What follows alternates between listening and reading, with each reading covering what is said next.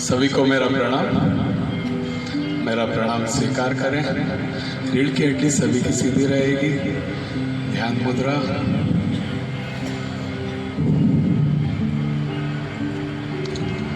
भगवान श्री कृष्ण ने कहा कि तू वही करता है जो तू चाहता है, पर होता वही है जो मैं चाहता हूँ। इसलिए तू वो कर जो मैं चाहता हूँ, फिर होगा वही जो तू चाहता है।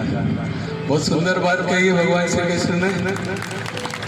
एक बहुत अच्छी स्टोरी आज हम सुनेंगे, समझेंगे। ये केवल एक स्टोरी नहीं है, हो सकता है ये स्टोरी आज हम में से कई लोगों का जीवन बदल दे। अगर इस स्टोरी को हम अंदर भीतर ग्रहण करें तो, इसके सार को ग्रहण करें तो, मतलब मैं कहूँ कि इस स्टोरी से वाकई में सब कुछ बदला जा सकता है। इतनी गहराई है इस स्टोरी में।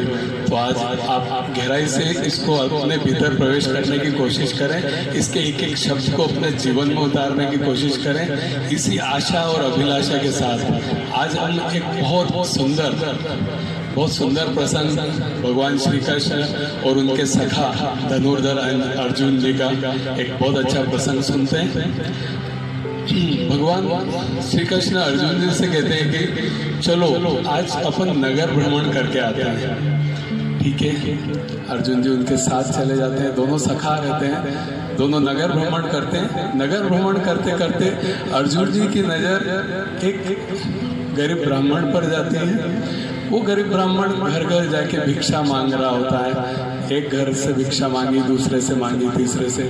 उन्हें बड़ा दुख होता है देख के कि यार ब्राह्मण होके और घर घर जाके भिक्षा मांग रहा है। तो उनके अंदर बहुत एक दया और करुणा का भाव पैदा होता है। वो उस ब्राह्मण को निवेदन करते हैं, बुलाते हैं और बोलते हैं कि आप भिक्षा मांग रहे हैं, मुझे अच्छा नहीं लग रहा है। आप वो उनको एक सोने की सिक्कों की एक पोटली दे देते हैं, एक थैली देते हैं कि आप ये रखिए। गरीब ब्राह्मण बहुत खुश होता है, इतना खुश होता है कि उसकी खुशी का ठिकाना नहीं रहता है। वो दोनों हाथ से प्रणाम करता है, भगवान को भी प्रणाम करता है जो साथ में खड़े हैं, और अंदर ही अंदर सोचता है कि भगवान का सखा श्री कृष्ण जी का सखा अर्जुन कितना दयालु है और कितना धनवान है, दयावान है कि उसने मुझे सोने के सिक्कों की थैली दे दी। ठीक है, धन्यवाद के भाव से वो आगे बढ़ता है, अपने घर की तरफ जाता है। जब रास्ते में वो जा रहा होता है, जाते जाते वो सोचता है कि मेरा तो जीवन बदल गया।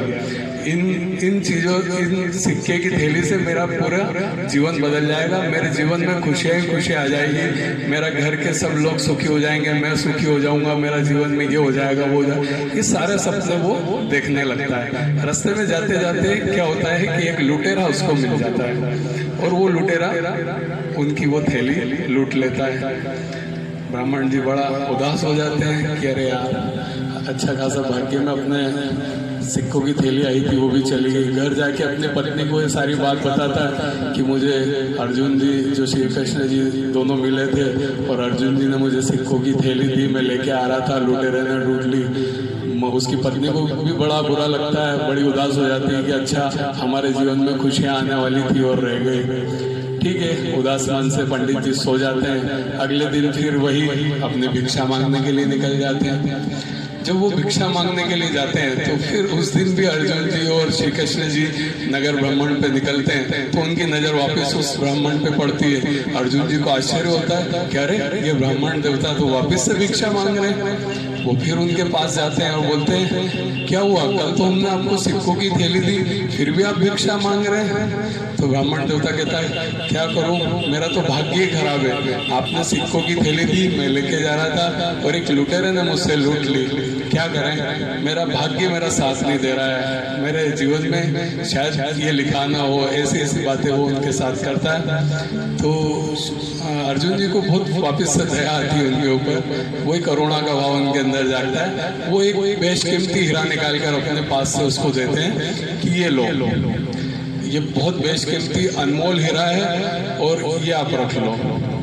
ब्राह्मण देवता बहुत खुश होते हैं कि यार कितने दानी हैं, इन्होंने कल सिक्के की थैली दी, वो चली गई, तो आज मुझे फिर एक बहुत बेशकीमती हीरा दे दिया। वो फिर से बहुत प्रसन्न होते हैं, उनके अंदर फिर वही भावनाएं जागती है कि मेरा परिवार सुखी हो जाएगा, मैं सुखी हो जाऊंगा, ये वो सब वही चीजें फिर जागती है। मोती लेके, अनमोल हीरा लेके वो घर की तरफ निकल जाते हैं। घर जाते हैं तो देखते हैं उनकी पत्नी घर में नहीं होती है, वो कहीं पानी लेने गई होती है। तो ठीक है, अब वो सोचते हैं इस अनमोल हीरे को कहाँ छुपाऊं कि चोर की नज़र न पड़े। तो चूंकि गरीब रहते हैं, उनके यहाँ कोई संदूक वंदूक तो रहते नहीं है, तो एक पुराना घड़ा उनके यहाँ होता है, उस घड़े में वो उस मोती को रख देते हैं, छुपा देते हैं। पर दुर्भाग्य देखिए, जो उनकी पत्नी पानी भरने गई, दुर्भाग्य से उनका घड़ा फूट जाता है और वो घर आके देखते हैं कि पुराना घड़ा पड़ा है। और चूंकि पंडित जी तो क्या है, वो छुपा छुप के, और चूंकि थक जाते हैं तो विश्राम करने लगते हैं, सो जाते हैं। पंडित जी की मतलब श्रीमती जी कब आती हैं और वो पुराना घड़ा जिसमें उन्होंने मोती को छुपाया, अनमोल हीरे को छुपाया, वो लेके चली जाती है। और जैसे ही पानी भरने के लिए उसको डुबाती है तो मोती निकल के नदी में बह जाता है। ठीक है, पंडित जी की नींद खुलती उठती है तो उठते हैं तो देखते हैं कि घड़ा भी नहीं है। वो पूछते हैं कि यहाँ से घड़ा क्या है? बोले वो तो मैं उसमें पानी भर के आई।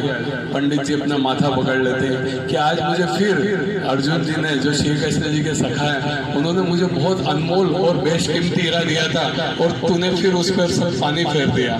तो उस घड़े के अंदर मैंने उस अनमोल हीरे को छुपाया था और तू उसी घड़े को ले गई और जो वापिस अपने भाग्य में आना था फिर से चला गया। तो दुर्भाग्य देखिए, दूसरी बार में उनके हाथ से वो चीज निकल जाती है। बड़े परेशान, दुखी, पर फिर वापस से वही भिक्षा मांगने के काम। वापस से श्री कृष्ण की नजर, जो वापस से नगर भ्रमण पे निकलते हैं, तो उसी ब्राह्मण पे उनकी नजर पड़ती है अर्जुन जी की। तो अर्जुन जी बोलते हैं, अरे आश्चर्य कि इतने होने के बावजूद फिर भिक्षा मांग रहे हैं। वो उनसे पूछते हैं क्या हुआ, तो फिर से वो सारी बात बताता है कि साहब आपने मुझे अनमोल बेशकीमती हीरा दिया, मैंने ऐसा ऐसा किया, मेरी पत्नी उस घड़े को ले गई और उसको नदी में बहा दिया, मैं क्या करूं, मेरा दुर्भाग्य है, मेरा भाग्य साथ नहीं दे रहा है। ऐसी सब बातें वो बोलने लगते हैं। तो अर्जुन जी अपने सखा श्री कृष्ण के सामने हाथ जोड़ के कहते हैं कि प्रभु आप ही इसका कुछ उद्धार कीजिए।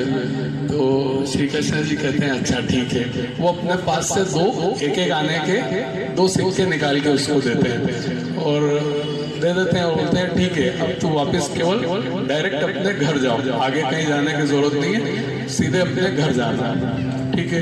अब ब्राह्मण देवता भी सोचते हैं कि यार अर्जुन कितना बड़ा दानी है, एक बार तो मुझे सोने की सिक्के की थैली दी, एक बार अनमोल बेशकीमती हीरा दिया, और ये भगवान होके मुझे केवल 2 सिक्के दे रहे हैं, क्या होगा इससे। ठीक है, लेकिन चूंकि भगवान ने दिया एक आशीर्वाद स्वरूप, उन्होंने लिया और बेमन से वहां से निकल गए।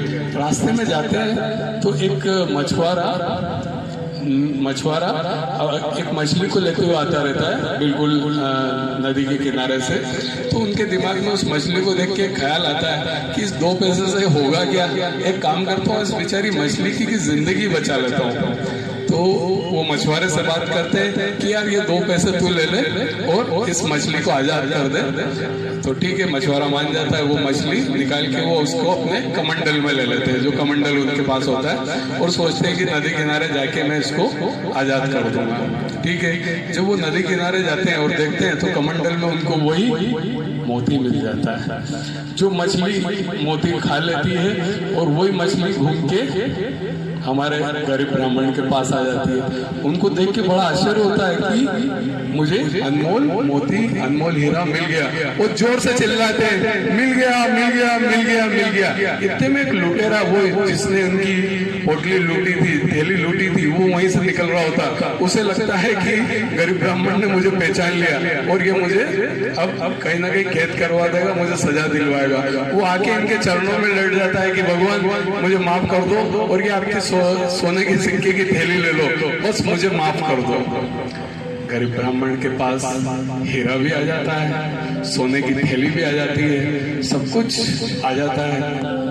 ये सब बात अर्जुन जी देख रहे होते हैं। तो अर्जुन जी श्री कृष्ण से कहते हैं प्रभु क्या है ये, आपकी लीला क्या है। कैसे मैंने इसको इतनी सिक्कों की, सोने की सिक्कों की थैली दी तो भी इसका कोई परिवर्तन नहीं हो पाया। मैंने अनमोल हीरा दिया तो भी इसके जीवन में कोई परिवर्तन नहीं हो पाया।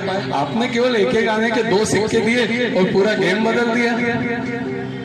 तो प्रभु श्री कृष्ण कहते हैं, भगवान श्री कृष्ण कहते हैं कि सारा खेल अपने कर्म और अपनी सोच का है।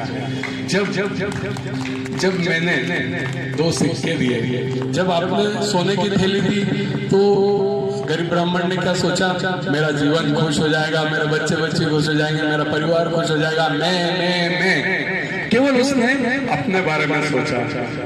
ठीक है, जब आपने हीरा दिया, बेशकीमती हीरा दिया, तब भी उसने केवल अपनी और अपनी खुशहाली और अपने परिवार की खुशहाली के बारे में सोचा। लेकिन जब मैंने 2 सिक्के दिए तो उसने किसी की जिंदगी बचाने के बारे में सोचा। बस यही कर्म ने उसका भाग्य बदल दिया, उसके जीवन में चमत्कार हो गया। तो मेरा ये कहना है, इस कहानी से हमें यही शिक्षा मिलती है कि जब हम अच्छे कर्म करते हैं, दूसरों के बारे में सोचना शुरू करते हैं, दूसरों की मदद करना शुरू करते हैं, तो हमारा कर्म अच्छा फल लेके आता है और हमारे जीवन में चमत्कार होता है। दूसरों की मदद करें, जब भी आपको मौका मिले दूसरों की मदद करने से न चूके, क्योंकि आपकी मदद ही, कई बार देखा आपने, बड़ी घटनाएं, बड़े संकट हमारे इन कुछ अच्छे कर्मों की वजह से बदल जाती है। ठीक है, अनिल भैया की बात करूं, इनका एक बहुत बड़ा एक्सीडेंट हुआ था। कार इनकी पूरी दूसरी किसी ट्रक में जाके इनको नींद लग गई थी और ये पूरा पीछे से किसी गाड़ी के अंदर घुस गए थे, सारे बैलून वगैरह खुल गए, अनिल भैया को खरोच तक नहीं आई। ठीक है, एक किस्सा और, अभी हम साइकिल यात्रा पे जाते थे, हम रोड के साइड में खड़े थे, एक दूध वाला मोबाइल देखते आ रहा और हमारे पूरे ग्रुप के बीच में से मोटरसाइकिल से 60 की स्पीड में निकल गया। अनिल भैया को लगी, लेकिन कोई फ्रैक्चर नहीं हुआ, कुछ नहीं। जबकि 60 की स्पीड से कोई मोटरसाइकिल फाड़ते हुए निकल जाए, तो ये सब अच्छे कर्मों का भाव है, लोगों की मदद करना। देखिए, भाव में भी स्वार्थ नहीं होना चाहिए। बहुत से लोग गाय को रोटी देते हैं और ये सोचते हैं कि मुझे ऊपर रोटी मिलेगी। आपके भाव इतने क्लियर होना चाहिए, इतने स्पष्ट होना चाहिए, बिल्कुल उसमें कोई भी स्वार्थ नहीं होना चाहिए, निस्वार्थ। आप कहीं पैसा दे रहे हैं, बहुत सारे लोग गुप्त दान क्यों करते हैं? इसलिए करते हैं, क्योंकि वो बताना नहीं चाहते, जताना नहीं चाहते, उसके पीछे उनका कोई स्वार्थ नहीं। जब आप पूरे निस्वार्थ भाव से कोई काम करेंगे, तभी आपके जीवन में कोई चमत्कार होगा। अगर आपने उसके पीछे कोई मंशा रखी, कोई इरादा रखा कि मैं ऐसा कर रहा हूँ तो मेरे साथ इस भिखारी को 10 रुपए दे रहा हूँ और मुझे इतना मिल जाएगा, कोई मतलब नहीं। अपने भाव अच्छे रखिए। जब आपके भाव इस तरह हो जाएंगे तो जीवन में पैसा तो हर कोई कमा सकता है, पैसा कमाना बहुत आसान है, पर दुआएं कमाना बहुत मुश्किल है। आप दुआएं कमाइए, आपके जीवन में बहुत बदलाव आएगा। आप जो चाहते हैं, आपके जीवन में जो परेशानियां हैं, अगर आप उनको दूर करना चाहते हैं, मिटाना चाहते हैं, तो केवल एक ही मार्ग है, बहुत मुश्किल है। आप दुआएं कमाइए, आपके जीवन में बहुत बदलाव आएगा। आप जो चाहते हैं, आपके जीवन में जो परेशानियां हैं, अगर आप उनको दूर करना चाहते हैं, मिटाना चाहते हैं, तो केवल एक ही मार्ग है, दूसरों की मदद करना, अच्छे कर्म करना। दूसरा कुछ भी नहीं है जीवन में। बात है, मैंने बहुत सारे परिवर्तन इससे अपने जीवन में देखे। हमारे अंकल 1 मिनट खड़े हुए। हाँ, कल आपने बताया 8 दिन में आपने गुटखा छोड़ दिया। कितने साल से खा रहे थे अंकल आप? बहुत सालों से खा रहे थे।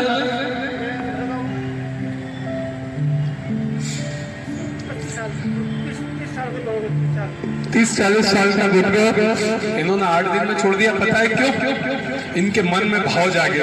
सुबह 5:15 बजे आके पाल बिछाना, लोगों की सेवा करना, लोगों की मदद करना, पूरे निस्वार्थ भाव से इनके भाव जगे, इनके जीवन में चमत्कार हुआ। इनके संकल्प को उस चमत्कार में संकल्प में बदला। तो ऐसे ही जब हम लोगों की मदद करेंगे, अच्छे कर्म करेंगे, तो हमारे भी जीवन में बदलाव आएगा, हमारे भी जीवन सुखी होगा, समृद्ध होगा। दूसरों की मदद कीजिए। केवल एक ही इस कहानी से हमें शिक्षा मिलती है। एक अच्छी मोटिवेशनल कविता के साथ आज मैं अपनी बात को खत्म करूंगा कि क्यों पूछते हैं लोग कि जीवन में परेशानी क्यों है, कि क्यों पूछते हैं लोग कि जीवन में परेशानी क्यों है, हर लम्हा नई समस्याओं की कहानी क्यों है। याद करो वो दिन जब हमने अरमानों की सूची बनाई थी और एक सफल जीवन जीने की रुचि दिखाई थी। दिल के समंदर में सपनों की लहर थी और उनको पूरा करने के लिए जज्बातों की कहर थी। इसलिए कि जब अरमानों के पेड़ पर सफलता के फूल लगेंगे तो कुछ कांटे भी आएंगे, जो कभी हमें हंसाएंगे तो कभी हमें रुलाएंगे। इस तरह फूल और कांटों के साथ जिंदगी बिताएंगे। अब वापस जाने का कोई उपाय नहीं। खुद को खुद से प्रोत्साहित करते हुए, परिस्थितियों से प्यार करते हुए, बिना किसी से झगड़ते हुए आगे चलते जाना है।